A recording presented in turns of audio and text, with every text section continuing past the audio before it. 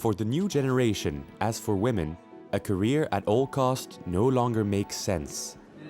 The old-fashioned business model is on its way out. Millennials and women seem to be simpatico.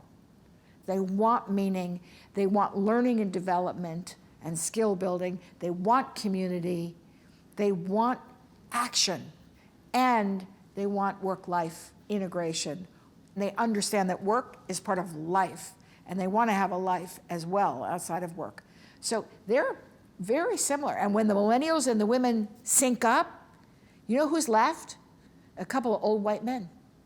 And they're going to go soon because they're going to retire. So the world's going to change.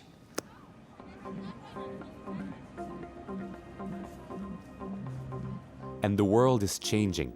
While old-fashioned organizations are fading away, young people are creating their own businesses over new foundations. Première is a startup incubator. This breeding ground for companies assists projects centered on innovation and new technologies. Cybersecurity, connected cuddly toys, civic applications, and intelligent appliances are but a few of the more than 200 startups Première has helped to launch since 2005. And the primary selection requirement is to have at least one woman in the executive board. Female CEOs in France number only 27%. In innovative companies, the number drops to 3%. I went to Berlin to pitch. We were 200 and I was the only woman. People thought I would work as a receptionist. In every innovation center, whether in Paris, New York, or the Silicon Valley, there is a majority of men, and no one questions this fact. When we select startups co-founded by at least one woman, we end up with a 50% ratio of men in the incubator, which feels quite natural since it's representative of how the world population should be represented.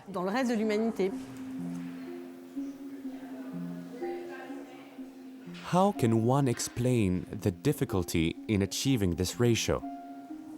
About 64% of all women say that they don't feel capable of a major undertaking. This figure is simply due to a failing of the entrepreneurial culture. You know, very few mothers, aunts, or women around them are entrepreneurs, and so they find it difficult to think of themselves in a function which has not been feminine for years. And on the other hand, 95% of all investors today are men, and even though it is not intentional, there's a low capacity to project and to trust female entrepreneurship. Since there is a lack of role models, women here are assisted in creating their project. Most incubators request that you arrive with a business plan, which is complicated to do the first time, and Première provided help in this area. Première provides us with a coach with whom we meet once a month and review strategy, objectives, figures, and public financing. Another helpful aspect is the network, because each time you have a question, there's always someone who's had to deal with the same problem.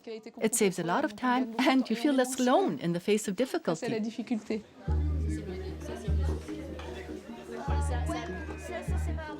Gender diversity is not only an adult issue, and it should be addressed very young.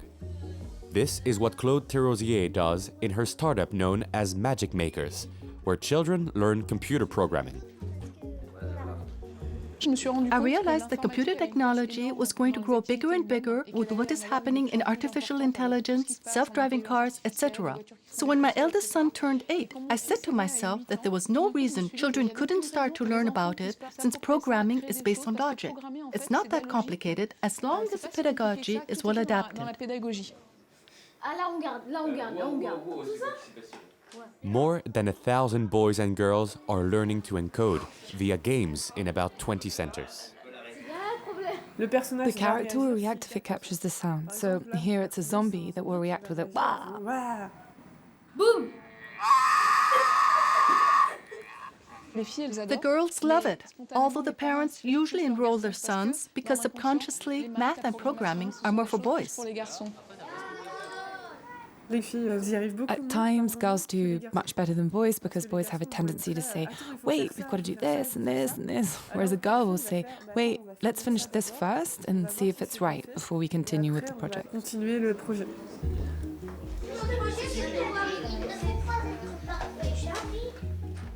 Whether with the children at Magic Makers or the adults at Paris Première, diversity rhymes with creativity.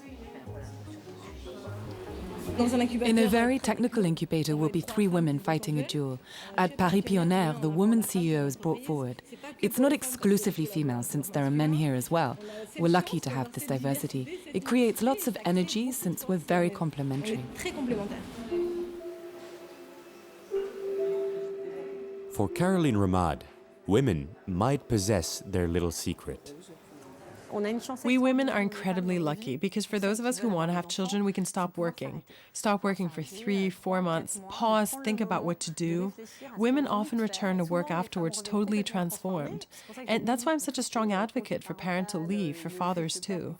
It's been found that in men's careers, when they reach 40 or 50, they blow a fuse. And understandably so. They've never stopped working and are requested to always be the dominant leader when more and more fathers want to look after their children. So I think this movement for female entrepreneurs and leaders turns out to be a vast liberation movement for men as well.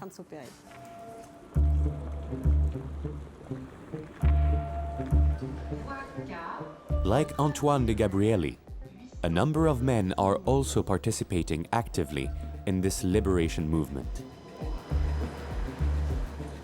As a human resources consultant for large companies, he has seen many executive managers sacrifice their private life for their careers, leading to burnout, or even worse, suicide.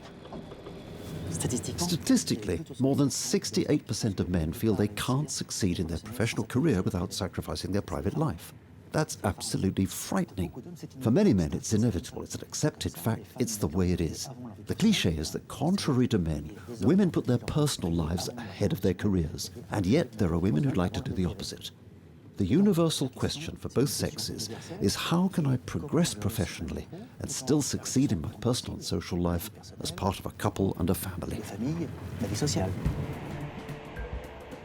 And this motivated him to create Happy Men, a male network comprised of 400 senior managers whose goal is for both women and men to achieve fulfillment both at work and at home.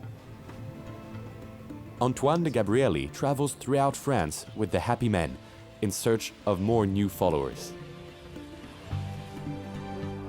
If you think of the question of equality as a female problem, to be resolved by women for women, you're seeing women as being the problem. This has to change. People have to understand that women are not the problem, that it's not about changing women. Men have to change their attitudes at the same time. In fact, we feel that since men hold the power in their hands, they play an essential role in seeking professional equality, not so much as the accused, but as major players acting in their own interests as well.